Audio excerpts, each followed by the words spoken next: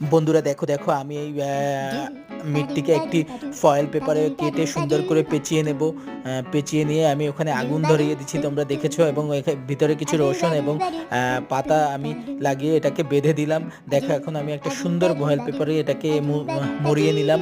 নিয়ে দেখো আমি এটাকে বেগুন, তারপর হচ্ছে তোমার সব কিছু আর কি, কাঁচামরিচ, তারপর তোমার রসুন, এগুলো সব দিয়ে দুইটাকে আলাদা আলাদা করে কয়লা দিয়ে এবং নিচে পাথর দিয়ে একটা গর্ত করে তার মধ্যে বিভিন্ন হাবিজাবি কাঠপাতা দিয়ে আমি আগুন ধরিয়ে দিলাম।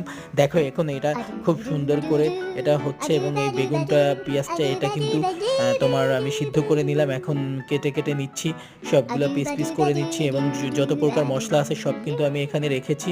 সব কিছু আমি মিক্স করে দিলাম, মিক্স করে দিয়ে দেন আমি এটাকে মিশিয়ে নিলাম ভালো করে। তারপর আমি মিটটা বের করে হাড্ডি থেকে ছাড়িয়ে নিলাম এবং কেটে নিলাম, কেটে নিয়ে এবং মিক্স করে